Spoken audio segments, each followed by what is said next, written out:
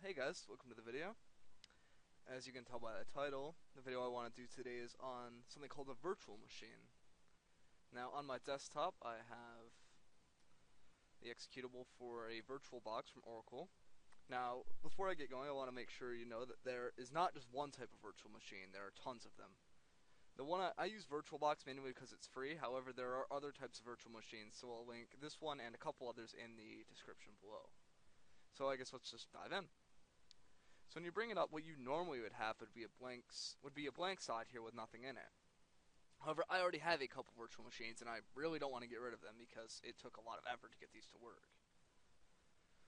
But I will show you exactly how to make a new one. So I guess let's just do it.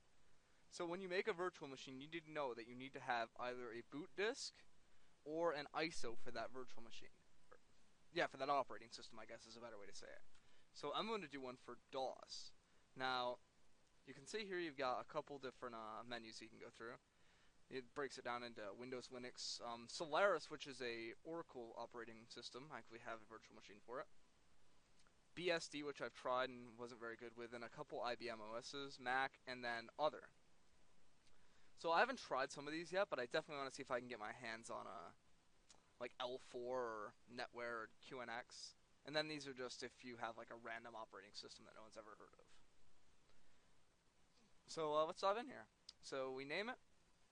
So next, asking how much RAM do you want to give? It recommends 32, but not cheapskate. Let's give it 256 so we don't have memory problems.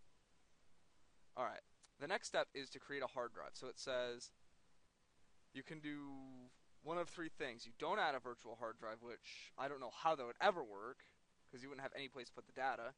You can create a new one, or you can use an existing one and partition it. Now for simplicity, I just create new ones and make them the size they need to be. So it says recommended about 500 megabytes. Let's make it 2 gigs. Here's the difference here. Now there are two different types of hard disks you can make. Dynamically allocated means as it goes on, it will make more and more space up to a certain point, and fixed size means it has a certain point of data it holds, and that's it. Now fixed size takes longer to make, but it's often faster to run on. So let's make a fixed size. And it's at about 500 megs, so we don't want to not have enough, so let's make it about a little more than 2 gigs. Doesn't need to be too crazy. There we go. So let's go ahead and create this now. And this will take a couple seconds. Not much really to talk about while I wait for it to finish. But I mean, this is the downside, I guess, if you want to say so, to creating a fixed size, is that it will take longer to create it, but the upside is that it runs the virtual machine much faster. Another thing you could do is also have a solid state drive. Some of the YouTubers I watch who use virtual machines have solid states. Alright, we're done now, so we can use our existing one. Oh, alright, never mind, it started using the existing one. So if you try and open up your virtual machine right now, nothing's going to happen. It's going to ask for a startup disk. Now we have a startup disk right here, and we'll drop that in a second. So without a startup disk, this thing ain't gonna work. I mean, well, I guess it'll try, but yeah, no bootable medium. So it ain't gonna happen without a starting disk. So we'll kill that. Power off. We need to go into the settings by right-clicking and hitting settings. Now, this took me a while to figure out, so don't get upset if you couldn't get it on the first try.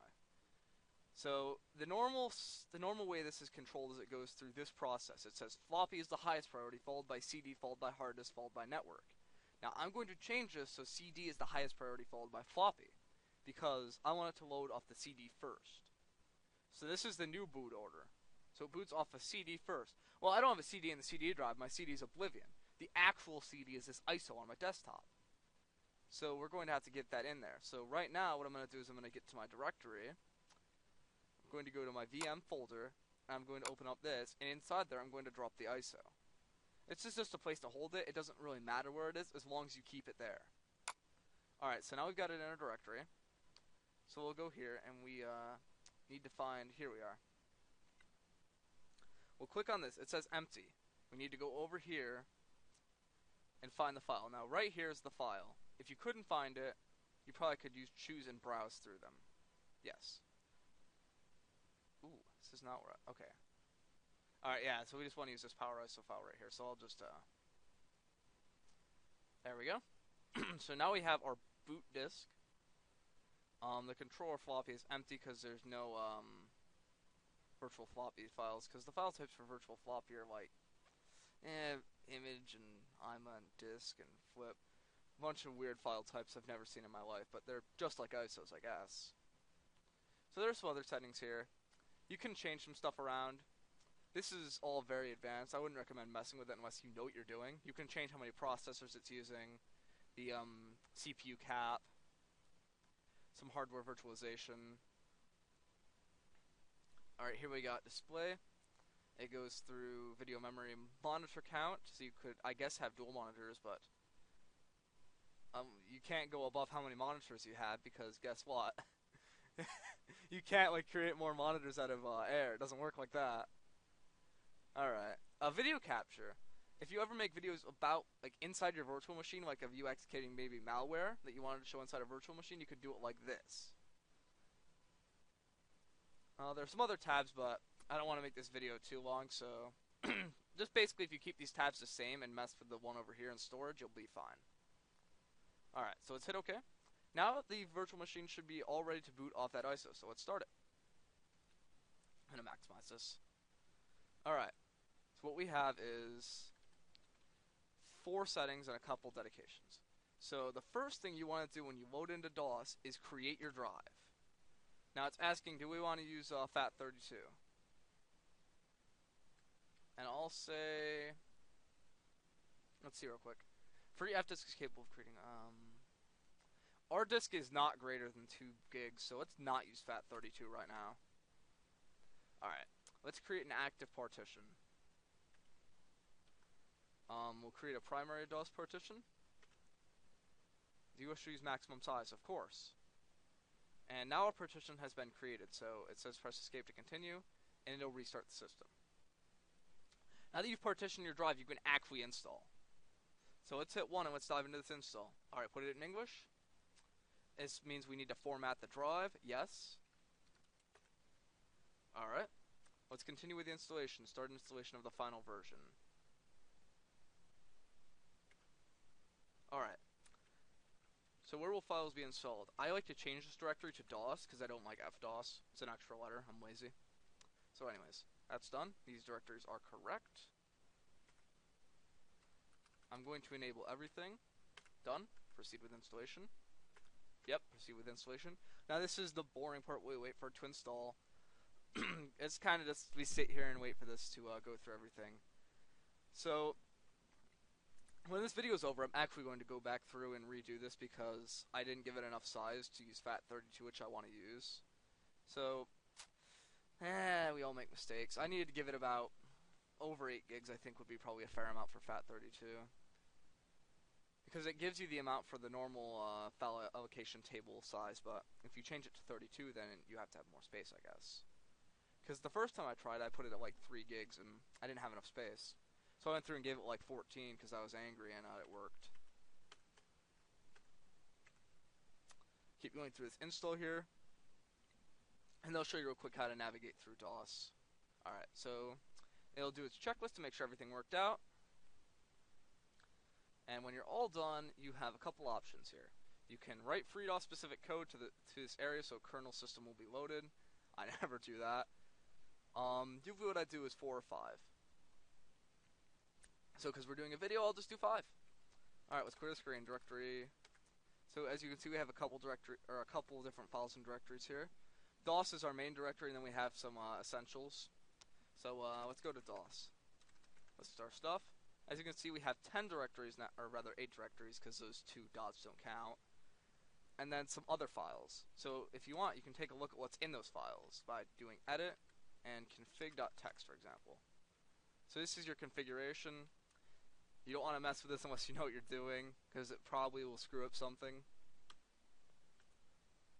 So when you're all done with this, you're going to have to get out by pressing Alt and X. Alright, let's clear the screen and go to the directory listing again. CLS, by the way, is clear screen. And directory /W will list it in a wide format, which is nice because you can see more files that way. Let's go to another directory. Check directory bin. Let's list what's in here. Ooh, we got all kinds of fun stuff. Look at all these executables and .com files we can run. I'll just run rdisk.com and let's see what that is. No XMS manager, rdisk not loaded. Alright. I don't know what an XMS manager is. Well, I guess that's not gonna happen. Let's try something else here. omi.executable. Unknown cd slash d. Wow, can I get a file in here that can do something? Undelete.com. No undeletable files found. Alright, I know what to do. We'll get out of here real quick. Alright, maybe... Directory, let's do pause. I'm looking for a file in here that I don't want. Darn it. Directory listing. There is a antivirus program in here that I don't really have any use for. So as soon as I can find that, we'll delete it. I have this sneaking suspicion it's in the bin. fdshield.com. So we'll delete fdshield.com. So that file's gone now. Let's say, oh man, I wanted that file. I changed my mind. Look in the directory. Now fdshield is not there. Instead, that's fupdate.config in the top left corner. So let's see if the undelete function can save our file. Undelete.com. fdshield.com can be undeleted. Undelete, yes, no escape. Yes. Enter the first character. F. Thinking. Done. Now if we list our directory again, fdshield.com is up there in the top left corner again. So we've brought it back from the dead. That's essentially like if you were to delete a file on your desktop and be like, oh, I needed that, and you'd go back and restore it out of the recycling bin. That's the same idea. So anyways, that's just a very basic run-through of a virtual machine and running DOS on a virtual machine. You can do a lot with a virtual machine. As a matter of fact, if you can get your hands on a legal boot disk for Windows, you could do Windows. But, you might have to go through some other methods to get your hands on an ISO for that. So anyways, I hope you guys enjoyed the video, and I'll see ya.